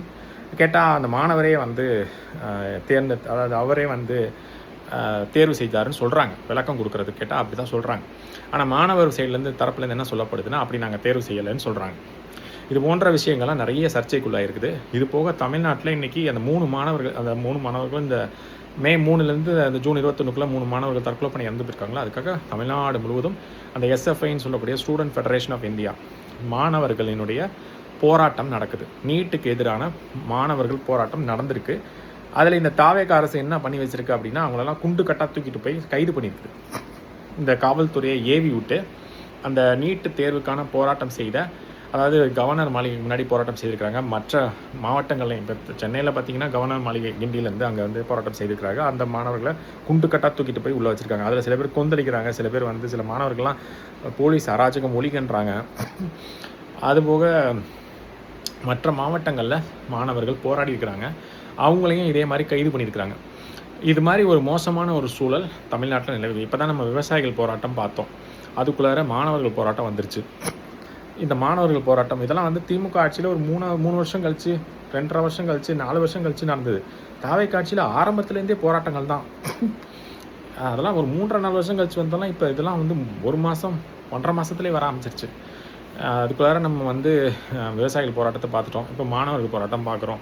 நடுவில் கூட செவிலியர்கள் போராட்டம் பார்த்தோம். இந்த திருச்சியில் ஒரு மாணவி வந்து தவறான சிகிச்சை கொடுத்து இறந்து போனாங்க. இந்த மாதிரி நிறையா குற்றச்சாட்டுகள் இந்த அரசு மேலே வருது. அதில் இந்த போராடின இந்த மாணவர்களை பிடிச்சி குண்டு கட்டாக தூக்கிட்டு போய் கைது பண்ணி வச்சுருக்காங்க. அதில் வந்து இந்த மாணவர்கள் பெற்றோர்கள் எல்லாருமே மன உளைச்சலுக்கு ஆளாயிருக்காங்க. ஏற்கனவே தேர்வுனால ஒரு மன உளைச்சல், அந்த தேர்வை எதிர்த்து போராடின மாணவர்கள் மேலே இப்போ கைது நடவடிக்கை வேறு, இது இன்னும் மன உளைச்சலை கொடுக்கும். அதுலேயும் அந்த இறந்து போன மாணவர்களுக்காக தான் இவங்க நியாயமாக போராடுறாங்கன்றது கூட இந்த அரசுக்கு புரியல. பிடிச்சி அத்தனை பேரையும் தூக்கி கொண்டு போய் அவங்களுடைய வாகனத்தில் ஏற்றிருக்கிறாங்க. சரி, இப்போ அந்த 3 மாணவிகள் இங்கே சமீபத்தில் இறந்து போனதுக்கான காரணம் என்ன அப்படின்னா, நம்ம கஷ்டப்பட்டு போய் படித்தோம், தேர்ச்சி பெறதுன்னு நினச்சி எழுதணும், ஆனால் அந்த தேர்வை ரத்து பண்ணிட்டாங்க, திரும்ப இன்னொரு தேர்வு திரும்ப படிக்கணும் அப்படின்ற அந்த பயம். இப்போது இது வரைக்கும் நம்ம பெற்றோர்கள் சைட்லேருந்து பார்த்தோம். ஏன்னா அவங்களுக்கு பணம், அதாவது இவ்வளோ பெரிய தொகையை அதாவது ஏற்படுத்தி அந்த அவங்களுடைய பிள்ளைங்களுக்கு கொடுத்தா தான் அவங்க போய் அந்த பயிற்சி மையத்தில் படிக்க முடியுன்ற அந்த மன அழுத்தம் அவங்களுக்கு இருக்குது. அதையும் செஞ்சு கொடுத்தா அவங்க தேர்ச்சி பெறுவாங்களான்ற ஒரு ஐயப்பாடும் இருக்குது. அந்த மாதிரி அதுக்கப்புறம் அவங்கள படிக்க சொல்லி கொஞ்சம் கட்டாயப்படுத்துகிறாங்க இல்லையா, அது ஒரு விஷயம் இருக்குது. இவ்வளோ இது அவங்க எதிர்கொள்கிறாங்க. அப்புறம் உச்சநீதிமன்றத்தின் தரப்புலேருந்து நம்ம எப்படி இருக்குன்னு பார்த்தோம், மத்திய அரசின் தரப்புலேருந்து பார்த்தோம், இந்த நிறுவனங்கள் சைட்லேருந்து பார்த்தோம், இப்போ மாணவர்கள் சைட்லேருந்து பார்த்தோம் அப்படின்னு சொன்னால், மாணவர்களுக்கு ஏற்கனவே +2 தேர்வே ஒரு பெரிய தேர்வாக தான் இருக்குது எல்லா இடத்துலையும். அதற்கு அடுத்தபடியாக இது ஒரு தேர்வாக வச்சு இந்த தேர்வில் நீங்கள் பயிற்சி பெற்றால் தான் நீங்கள் மருத்துவத்துக்குள்ளே போக முடியும்னு சொல்லும்போது அது இன்னும் மன அழுத்தத்தை கொடுக்குறது.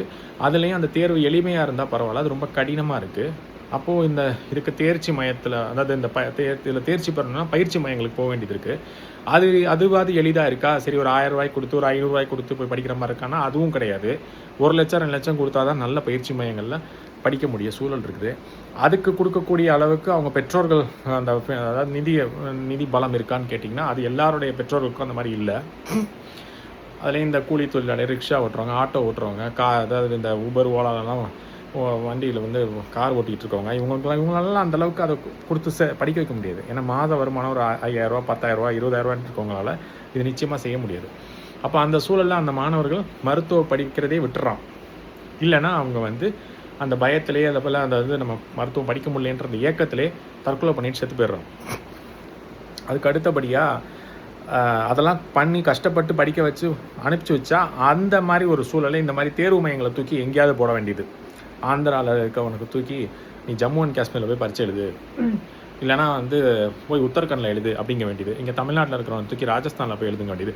இதுக்காகவே இவ்வளோ தூரம் கஷ்டப்பட்டுலாம் பண்ணியிருப்பான். கடைசி இந்த தேர்வுக்கான தேர்வு மையத்தை வேற எங்கேயோ கொண்டு போய் போட்டு அந்த இதை பார்த்துட்டு இதுக்கு அங்கே இவ்வளோ தூரம்லாம் போக முடியாதுன்னு சொல்லிட்டு கடைசியாக சில பேர் கைவிட்டுறான். இது மாதிரி ஒரு சூழலை இந்த என்டிஏ உருவாக்கி வச்சுருக்குது. அதை நம்ம ஒரு அது தவறான செயல் அப்படின்னு நம்ம இந்த காணொலி வழியாக பதிவு பண்ணுறோம். அந்தந்த மாநிலத்தை சேர்ந்தவங்களுக்கு அந்தந்த மாநிலத்திலேயே தான் தேர்வு மையங்களை வைக்கணும். அதில் என்ன உங்களுக்கு வலிச்சு கிடக்கு?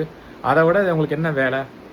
இந்த தேர்வு வருஷத்துக்கு ஒரு தடவை தானே நடத்துகிறீங்க. அப்போ நடத்தும் போது அதை முன்கூட்டியே அந்தந்த மாநிலங்களில் இருக்கக்கூடிய அந்த மாநிலங்களில் இருக்கக்கூடிய தேர்ச்சி பெறக்கூடிய, அதாவது அந்தந்த மாநிலங்களில் இருக்கக்கூடிய தேர்வு மையங்களை முன்கூட்டியே நீங்கள் ஒரு பட்டியலை தயாரித்து அந்த பட்டியலை வெளியிடணும். இந்தந்த இடங்களில் தான் நாங்கள் தேர்வு நடத்த போகிறோம். அந்தந்த மாநிலத்தை சேர்ந்தவர்கள் அந்தந்த மாநிலத்திலேயே தேர்வு எழுதிட்டோம், பிற மாநிலங்களுக்கு போக வேண்டிய சூழல் இனிமேல் இருக்காது. ஏன்னா இதுக்கு தேவையில்லாமல் அவங்க செலவு பண்ணுறாங்க. அங்கே ஒரு ரூம் பிடிக்கணும், அங்கே சாப்பாடு செலவு இதெல்லாம் இருக்குது. அதுக்கப்புறம் அங்கே பாஷை வேறு நிறைய பேருக்கு தெரியாது, அந்த மொழி தெரியாது. அப்படி இருக்கும்போது நீங்கள் இந்த மாதிரி ஒரு விஷயத்த முதல்ல செய்யணும். அதுக்கடுத்து அந்த தேர்வு வினாத்தாள் தயாரிக்கிறாங்க பார்த்தீங்களா, அவங்க தயாரித்த நாள்லேருந்து கடைசி வரைக்கும் அந்த தேர்வு முடிகிற வரைக்கும் அவங்கள கண்காணிச்சினே இருக்கணும். நீங்கள் தயவு செஞ்சு வெளியில் கூட போகாதீங்க. இல்லை நீங்கள் போனீங்கன்னா அவங்கள பின்னாடியே நாங்கள் அதாவது அவங்களுக்கு தொடர்ந்து கண்காணிச்சிட்டு இருப்போம் அப்படின்னு சொல்லணும்.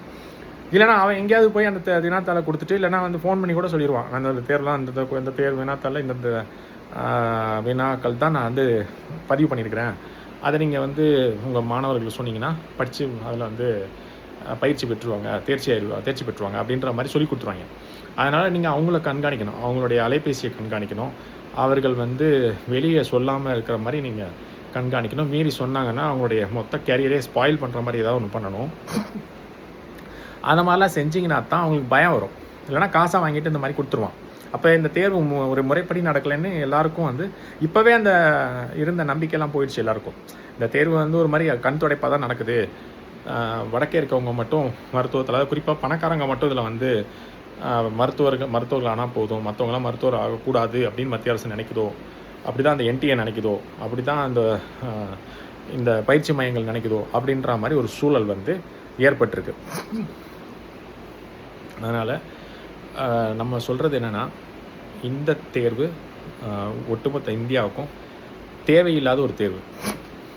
அந்தந்த மாநிலங்களே அந்த அந்த மருத்துவ படிப்புக்கு, அதாவது மருத்துவ படிப்புக்கான அந்த அவர்களுக்கான அந்த சீட்டை கொடுக்கறது அவங்களே முடிவு எடுத்துக்கிட்டோம். இதை மத்திய அரசு உள்ள தலையிட்டு நான் முறைமைப்படுத்தி பண்ணுறேன் அப்படின்ற பேரில் மேற்கொண்டு மன அழுத்தத்தை மாணவர்களுக்கும் பெற்றோர்களுக்கும் கொடுக்க வேண்டாம் அப்படின்றத நம்ம இந்த இடத்துல பதிவு பண்ணுறோம். இப்போது இந்த தேர்வு வேணுமா வேண்டாமான்னு கேட்டால் வேண்டாம். சரி ஏன் வேண்டாம் அப்படின்னு கேட்டிங்கன்னா, அந்தந்த மாநிலத்துக்கே வந்து அவர்களுடைய மாணவர்களுக்கு மருத்துவ படிப்பை எப்படி கொடுக்கணும், அதுக்கு என்ன தேர்வு நடத்தணும்னு தெரியும். ஏற்கனவே இருந்த முறையிலே சில குற்றச்சாட்டுகள் இருந்தாலும், முறைகேடு இருந்தாலும், அதை சரி செஞ்சு அதை அப்படி நடைமுறைப்படுத்தணுமே தவிர, புதுசாக ஒரு ஒரே நாடு ஒரே தேர்வுன்னு சொல்லி கொண்டாந்து வச்சுக்கிட்டு, இதன் மூலமாக வந்து என்ன நடந்திருக்குன்னா, நிறைய பேர் இறந்து போயிருக்கிறாங்க. 93 பேர் இறந்து போயிருக்கிறாங்க. மாணவர்கள் நிறைய பேர் படிக்கிறதே கைவிட்டுறோம். இப்போ இதனால என்ன ஆச்சுன்னா, இப்போ நீங்கள் கொண்டு வர தேர்வுனால ஒரு 10 பேர் வந்து படிக்கணும்னு இன்ட்ரெஸ்ட்டாக வர்றான் அப்படின்னா அது வேறு மாதிரி. ஆனால் நீங்கள் கொண்டு வந்த தேர்வு, அது நீங்கள் போட்டிருக்க அந்த தேர்வு மையங்கள், அதுக்கு உள்ள கட்டணங்கள், அந்த பயிற்சி மையங்களுக்கு வாங்கக்கூடிய கட்டணங்கள்லாம் பார்த்து பல பேர் படிக்கிறதே விட்டுறான். மருத்துவம் படிக்கிற எண்ணத்தை விட்டுறான், பல பேர் உயிரையே விட்டுருக்கான். அப்படி இருக்கும்போது ஒரு மட்டமான ஒரு செயல். இந்த தேர்வே தேவையே கிடையாது. அந்தந்த மாநிலங்களே அவங்கவுங்களுக்கு தகுந்த மாதிரி ஒரு தேர்வை மருத்துவ படிப்புக்கான அந்த நுழைவுத் தேர்வை நடத்தி கொள்ளட்டும். இல்லை நுழைவுத் தேர்வே வேண்டான்றேன். என்னை பொறுத்த வரைக்கும் அவங்க 12ஆம் வகுப்பில் வாங்கின மார்க்கை வச்சுக்கிட்டு அதில் யார் முதன்மையான மதிப்பெண்கள் பெற்றிருக்காங்க, அந்த பயாலஜிலு, மேக்ஸு, இந்த பயாலஜி, ஃபிசிக்ஸு, கெமிஸ்ட்ரி, இந்த 3 பாடங்கள், இயற்பியல், வேதியியல், உயிரியல், இந்த 3க்கும் இன்ஜினியரிங் தான் நம்ம கணிதத்தை எடுத்துப்போம். இந்த இதுக்கு கணிதம் வேண்டாம். இந்த 3மே இயற்பியல், வேதியியல், உயிரியல், இதில் இருக்கக்கூடிய மதிப்பெண்கள் 12ஆம் வகுப்பில் அவங்க வாங்கின அந்த மதிப்பெண்ணை வச்சு அதில் ஒரு கட் ஆஃப் மாதிரி போட்டு அதை வச்சு அவங்க சேர்த்துட்டு போகிறாங்க. எதுக்கு தேவையில்லாமல் ஒரு நுழைவுத் தேர்வு? நுழைவுத் தேர்வே தேவையில்லைன்ற நான். இதுக்கு முன்னாடி இருக்கிற மருத்துவர்கள்லாம் இது மாதிரி நீட் தேர்வு எழுதி தான் வந்து இவங்களாம் மருத்துவராக இருக்காங்களா? நீங்கள் என்ன சொல்ல வரீங்க? நீட் தேர்வு வந்து ஒரு நல்ல வடிகட்டி, அதாவது சிறந்த மருத்துவர்களை உருவாக்கணும். ஒரு தேர்வு எப்படி ஒரு சிறந்த, அதுவும் ஒரு நுழைவுத் தேர்வு, மருத்துவ தேர்வு கூட கிடையாது, ஒரு நுழைவுத் தேர்வு எப்படி ஒரு சிறந்த மருத்துவர்களை உருவாக்கும்? இப்போ இதுக்கு முன்னாடி இந்த மருத்துவர்லாம் இதை எழுதி தான் வந்திருக்கானா? அவங்கெல்லாம் வந்து இதுக்கு முன்னாடி இருக்க மருத்துவர்கள்லாம் வந்திருக்கிறதெல்லாம் வந்து அவங்க மருத்துவ படிப்பை நல்லபடியாக படித்து வந்திருக்கிறாங்க. அதில் கவனம் செலுத்தினா போதும். இந்த நுழைவுத் தேர்வை வச்சுக்கிட்டு சிறந்த மருத்துவர்கள் வந்துடுவான்னு சொல்கிறதெல்லாம் ஒரு கண் துடைப்பு. இதுக்கு பின்னாடி இருக்கக்கூடிய அந்த பயிற்சி மையங்களுக்கு நீங்கள் முட்டு கொடுக்குறீங்க. இதை தான் நம்ம மத்திய அரசுக்கு சொல்கிறோம். அதை வந்து ஆதரிக்கக்கூடிய பாஜக, அந்த பாஜக சேர்ந்த நபர்களுக்கும் இதான் நம்ம சொல்கிறோம். நீங்கள் வந்து அந்த தேர்வு நடத்தக்கூடிய அந்த அதாவது அந்த தேர்வுக்கான பயிற்சி கொடுக்கக்கூடிய அந்த பயிற்சி மையங்களுக்கு நீங்கள் துணை போகிறீங்க. அவங்களுக்கு இதுக்கு பின்னாடி ஒரு 10,000 கோடி 20,000 கோடி வருமானம் இருக்குது. அந்த வருமானத்துக்கு அவங்க பேசிக்கிட்டு இருக்கிறாங்க, அவங்களுக்கு துணையாக நீங்களும் போயிட்டுருக்கீங்க. இது வந்து நிச்சயமாக மாணவர்களுக்கு நன்மை அளிக்கலை. சில பேருக்கு நன்மை அளிக்கலாம், ஆனால் பெரும்பான்மையான மக்களுக்கு நன்மை அளிக்கவே இல்லை. இதில் வந்து நிறைய அவங்களுடைய அதாவது மாணவர்கள் அவர்களுடைய உயிர் போகுது. அந்த மாதிரி தற்கொலை பண்ணிக்கிட்டு பயத்திலே பாதி பேர் தற்கொலை பண்ணிட்டு போயிடுறான். இல்லைனா வந்து அவங்க பெற்றோர்கள் அவங்கக்கிட்ட இருக்க சொத்து பத்தெல்லாம் விற்று இந்த தேர்வுக்காக படிக்க வைக்கிறாங்க, பயிற்சி மையங்களுக்கு அனுப்பி வைக்கிறாங்க.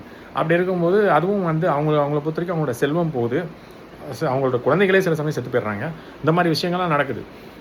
அதனால் தயவு செஞ்சு இந்த தேர்வை வந்து ரத்து பண்ணுங்க அப்படின்றத நம்ம சொல்கிறோம். நிரந்தரமாக ரத்து பண்ணிவிட்டு அந்தந்த மாநிலங்களே மருத்துவ படிப்புக்கான அதாவது நுழைவுத் தேர்வு தேவைப்பட்டால் நடத்திக்கிட்டோம். இல்லை என்னை பொறுத்த வரைக்கும் அந்த மாநிலங்கள் கூட மருத்துவ படிப்புக்கான நுழைவுத் தேர்வு நடத்த வேண்டிய அவசியமே கிடையாது.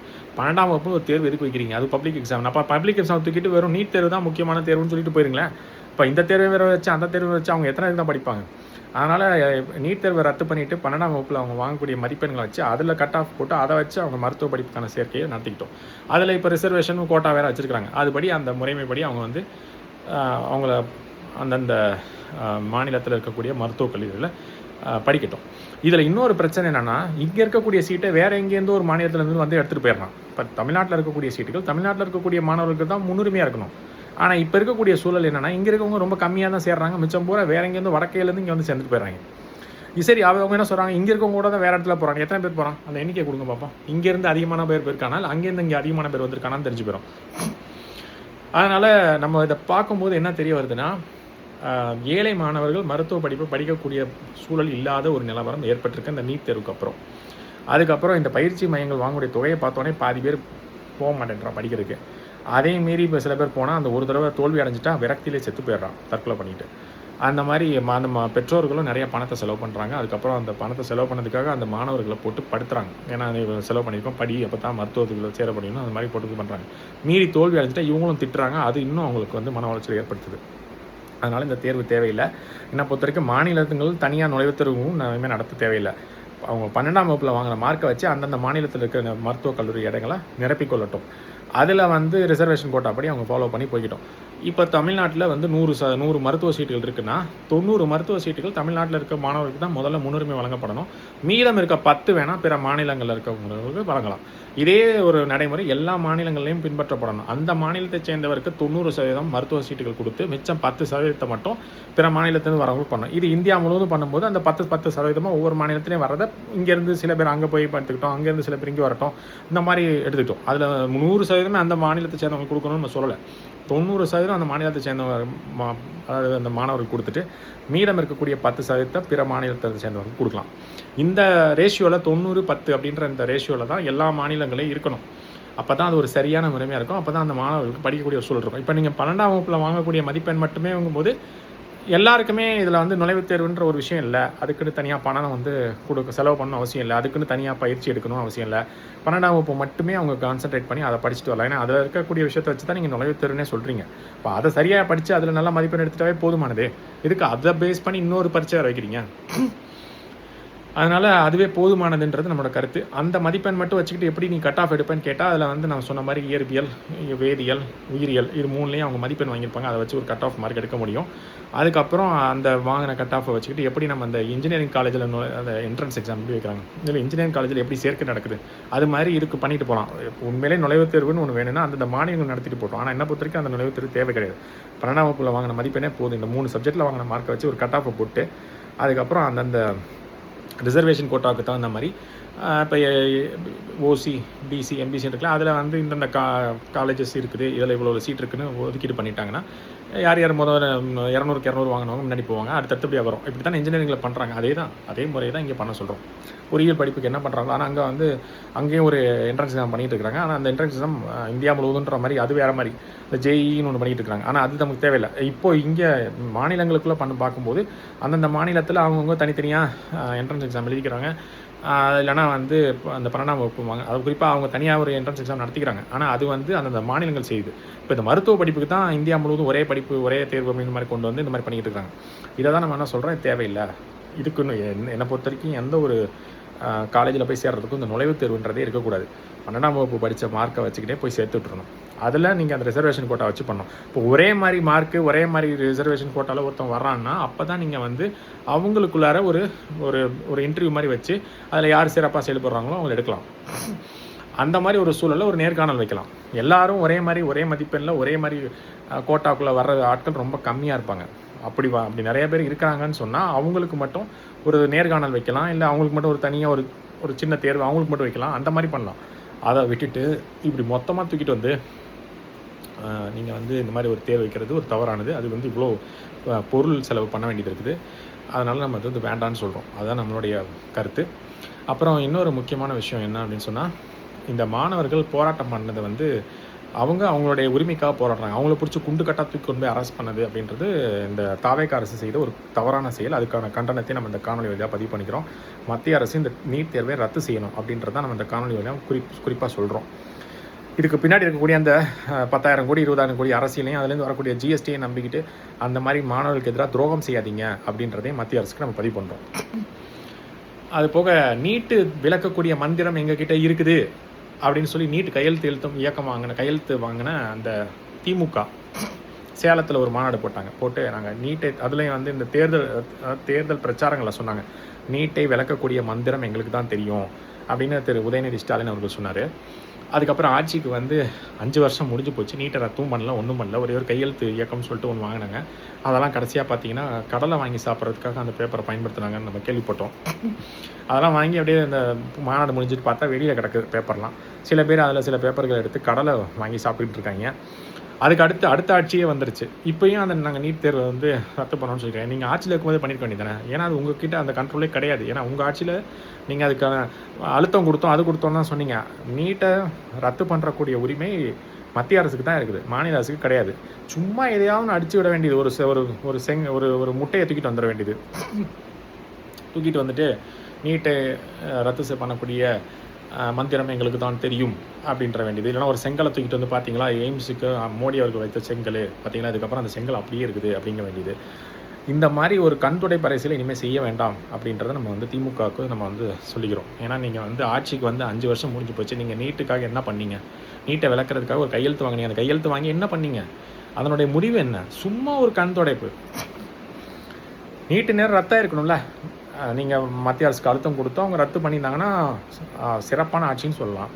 சும்மா ஒரு கையெழுத்தை வாங்கிட்டு ஒரு மாநாடை போட்டு கையெழுத்தை வாங்கிட்டு எங்களுக்கு நீக்கக்கூடிய மந்திரம் தெரியும், அது தெரியும்னு சொல்லிவிட்டு கடைசியாக 5 ஆண்டு முடிஞ்சு போச்சு, இன்னும் ஒன்றும் பண்ணல. சரி, இப்போ வந்திருக்கக்கூடிய தாவேக்கா அரசு இதுக்கு எதிராக இவங்க வந்து நாங்கள் ரத்து பண்ண சொல்லியிருக்கிறோன்னு சொல்கிறாங்க. அது எந்த அளவுக்கு செயல்படுதுன்னு பார்ப்போம். இத்தனை மாணவர்கள் இறந்து போயிருக்கிறாங்க. அதுக்கப்புறமாவது மத்திய அரசு திருந்துதான்னு பார்ப்போம். இந்த 93 பேர் இறந்து போயிருக்காங்க. இதுக்கு என்ன பதில் சொல்லுது மத்திய அரசு? அதனால் இந்த நம்ம சொன்ன மாதிரி இந்த நுழைவுத் தேர்வுலாம் தேவையே கிடையாது. 12ஆம் வகுப்பில் படித்த மதிப்பெண்ணை வச்சு நீட் வந்து 12ஆம் வகுப்பு படித்த மதிப்பெண்ணை வச்சு அந்தந்த மாநிலங்கள் மருத்துவ இடங்களை நிரப்பிக்கொள்ளலாம். அந்த மருத்துவ இடங்கள் நிரப்புவதிலையும் வந்து 90% அந்த மாநிலத்தை சேர்ந்தவர்களுக்கே கொடுக்க வேண்டும், 10% பிற மாநிலத்தை சேர்ந்தவர்களுக்கு. இந்த மாதிரி ஒரு முறை இந்தியா முழுவதும் இருக்கக்கூடிய மாநிலங்கள் பின்பற்ற வேண்டும். மேலும் நிறைய மருத்துவக் கல்லூரிகளை திறக்க வேண்டும். அந்த போதிய இடங்கள் இல்லாதனால தான் இவ்வளோ பிரச்சனைகள் வருது. இப்போ இன்ஜினியரிங் காலேஜ் அப்படியே திறந்து விட்ட மாதிரி கிடக்குதுல்ல, அது மாதிரி மருத்துவக் கல்லூரிகளையும் நிறைய திறந்து விடுங்கன்ற தப்பே கிடையாது. நிறைய கல்லூரிகள் இருக்கட்டும், நிறைய இடங்களில் படித்து வரட்டும். அதில் யார் நல்லா இப்போ மருத்துவம் பார்க்குறாங்களோ அவங்கக்கிட்ட மக்கள் போக போகிறாங்க. நீங்கள் அதுக்கு அந்த படித்து வரும்போது தான் ஒரு அங்கேயும் தேர்வு வைக்கிறீங்கள, அந்த தேர்வில் அதாவது அந்த இறுதி தேர்வு ஒவ்வொரு செமஸ்டருக்கும் ஒரு தேர்வு வைக்கிறீங்க. அதில் யார் நல்லா மதிப்பெண் வாங்குறாங்களோ அவங்க தான் சிறந்த அறிவு இருக்கும். அவங்க அந்த மருத்துவர்கள் சிறந்த மருத்துவத்தை கொடுக்கட்டும். அதை விட்டுட்டு நீங்கள் எல்லாத்துலேயும் தடை பண்ணாமல் இந்த தேர்வை கொண்டு வந்ததே ஒரு தவறு. இது வந்து எடப்பாடி பழனிசாமி அவர்கள் ஆட்சியில் இங்கே வந்து உள்ள திணிக்கப்பட்டிருக்கு. மறைந்த முதலமைச்சர் ஜெயலலிதா அவர்கள் இதை எதிர்த்து உச்சநீதிமன்றத்தில் ஒரு வழக்கு போட்டிருக்காங்க. அவங்க எதிர்ப்பு தான் தெரிவிச்சிருக்காங்க. ஆனால் அதே அம்மா வழியில் பயணிக்கிறோம்னு சொல்லிவிட்டு எடப்பாடி பழனிசாமி அவர்கள் இந்த நீட்டை வந்து உள்ளே கொண்டாந்துருக்கிறார், மத்திய அரசு கொண்டாந்துச்சுன்னு. அதுக்கப்புறம் இவங்க அனிதாவுக்காக அப்படியே வருத்தம் தெரிவித்த திமுக எங்களை நீட்டுக்கு விளக்கக்கூடிய மந்திரம்லாம் தெரியும்னு சொல்லிவிட்டு கடைசியாக வந்து இவங்களும் 5 வருஷத்தில் கண் துடைப்பு வேலைகளை செஞ்சுட்டு கிளம்பிட்டாங்க. இப்போ வந்திருக்கிற தாவேக்கா அரசு என்ன பண்ணுதுன்றதை நம்ம பொறுத்து வந்து பார்ப்போம். நம்ம இதுக்கான தீர்வையும் சொல்லிட்டோம். இந்த தேர்வை ரத்து பண்ணிவிட்டு 12ஆம் வகுப்பில் வாங்கின இயற்பியல், வேதியியல், உயிரியல் அந்த மதிப்பெண்களை வச்சு அவங்களுடைய ரிசர்வேஷன் கோட்டா படி மாணவர்கள் நிரப்பிக்கிட்டோம். ஒரே மதிப்பெண் ஒரே ரிசர்வேஷன் கோட்டாவில் வரக்கூடிய மாணவர்களாக இருந்தால் அவங்கள நேர்காணலுக்கு அழைச்சி அவங்கள வந்து யார் சிறந்தவங்கன்னு பார்த்து அதில் முன்னுரிமை முதல்ல பின்னாடின்னு கொடுத்துக்கலாம். இதில் இந்த ஆல்ஃபபெட் படிலாம் போகிறேன்றதெல்லாம் போகாதீங்க. இவங்க ஏல இருக்காங்க, இவங்களுக்கு ஃபஸ்ட்டு கொடுப்போம், அவங்க பியில் இருக்காங்க, அது தவறான முறை. அதுக்கு பல தான் நேர்காணல் முறை வைக்கணும். இல்லைனா அந்த நபர்களுக்கு மட்டும் ஒரு 10 பேர் ஒரே மதிப்பெண்ணில் இருக்கான் அப்படின்னா அவனுக்கு ஒரு கேள்வியோ 2 கேள்வியோ அதாவது ஒரு கேள்வியோ 2 கேள்வியோ அந்த பாடம் சம்பந்தமாக கேள்வியை தனியாக அவங்களுக்கு மட்டும் கூப்பிட்டு கேட்டு அதில் யார் சிறப்பு பதில் சொல்கிறாங்களோ அதில் வரிசைப்படுத்திக்கலாம். ஒரு 5 கேள்வி மட்டும் கேட்டு அதில் வரிசைப்படுத்தி அதில் கொடுத்துக்கலாம். இவங்களை முதல்ல இவங்க 2வது அப்படி கொடுத்துக்கலாம். அதை விட்டுட்டு இந்த மாதிரி ஒரு பொது தேர்வு வைக்கிறேன்ற பேரில் இவங்க இந்த வேலையெல்லாம் பண்ணாதீங்க. அப்புறம் இந்த மாதிரி மாநிலத்துக்குள்ள பட்டியலுக்குள்ள அது வரணும். அந்த மருத்துவம் அதாவது படிப்புன்றதே மாநில பட்டியலுக்கு வரணும். பொது பட்டியலில் இருக்குது. இப்போ அதை முதல்ல மாநில பட்டியலுக்கு கொண்டு வரணும்.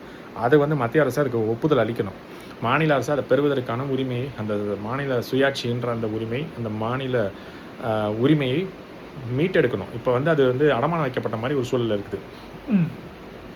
இந்த கல்வின்றது பொது பட்டியலேருந்து மாநில பட்டியலுக்கு வரணும். அதையும் நம்ம இந்த இடத்துல கோரிக்கை வைக்கிறோம்.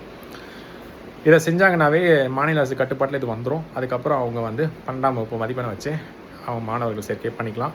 ஒரே மதிப்பெண் ஒரே அந்த ரிசர்வேஷன் கோட்டாவில் வர்றவங்களுக்கு நம்ம சொன்ன மாதிரி ஒரு 10 கேள்வி தனியாக அவங்களுக்கு மட்டும் கேட்டு அதில் யார் சரியான பதில் அளிக்கிறாங்களோ அதை வச்சு 1, 2, 3ன்னு அவங்களுக்கு நம்பர் போட்டுக்கலாம். யார் முன்னாடி இருக்கா யார். அதுக்கப்புறம் அவங்களுக்கு சேர்க்கை பண்ணிக்கலாம்.